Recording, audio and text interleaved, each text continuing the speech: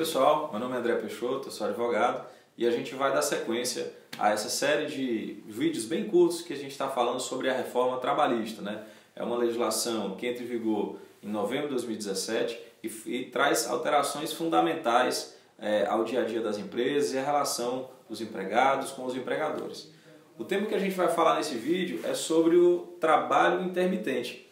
Esse é um pleito de muitos segmentos empresariais de muitos anos. O Brasil é um dos poucos países que não tem esse tipo de trabalho regulamentado e que, enfim, veio para tornar mais dinâmico, moderno o mercado de trabalho.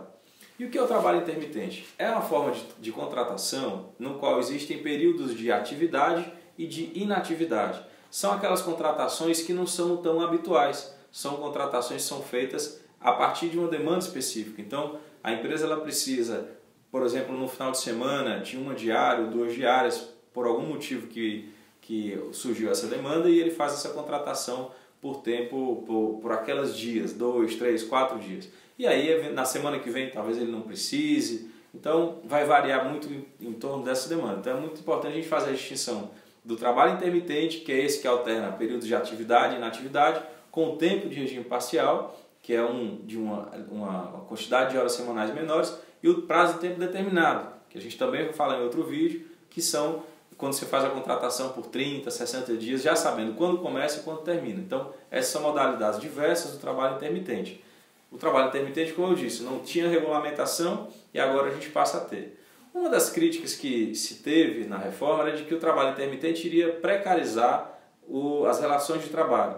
Mas, na verdade, é o contrário. Aquele trabalhador que já trabalhava de uma forma informal, né, porque a demanda existia, as necessidades existiam, mas não existia um instituto jurídico que albergasse aquela situação, eles vão passar a entrar no mercado formal. Então, como é que a lei disciplina?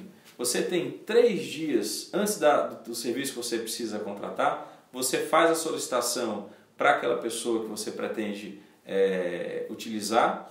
A pessoa pode aceitar ou não aquele trabalho, vocês vão ajustar aí quais são as atividades, qual é a remuneração e ela presta aquele serviço. Se você fez a contratação e não precisou mais do serviço, você vai pagar uma multa para ela e também, se ela aceitou trabalhar e não compareceu, vai ter uma multa a ser paga a seu favor também, a seu favor você empresário. E aí algumas dicas que a gente dá com relação a como colocar isso na prática, como fazer isso no dia a dia. Ter um contrato de trabalho, que o trabalho é intermitente, quais são as atividades, você não vai precisar colocar as datas até, exatamente porque ela é alternada, né? Mas você tem um contrato de trabalho, você vai assinalar isso na carteira de trabalho dele, né?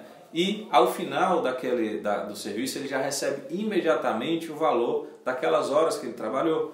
E aí você vai fazer uma coisa também importante, você vai discriminar quais são as rubricas. Tem a parte das horas de trabalho, o 13º proporcional, as férias proporcionais, o adicional de férias proporcionais. E ele já vai receber imediatamente, naquele momento, não só o salário proporcional que ele trabalhou naquelas horas, mas também esses outros encargos sociais e trabalhistas e previdenciários, sociais, trabalhistas e previdenciários. E ao final de um período, por exemplo, de um mês, você vai somar quantas diárias ele fez naquele período e aí vai fazer os recolhimentos dos encargos sociais e trabalhistas dele. Então é uma forma bem dinâmica para você examinar e para você ter aí como uma possibilidade de contratação. Ok? Qualquer dúvida, a gente está à disposição. Um abraço a todos.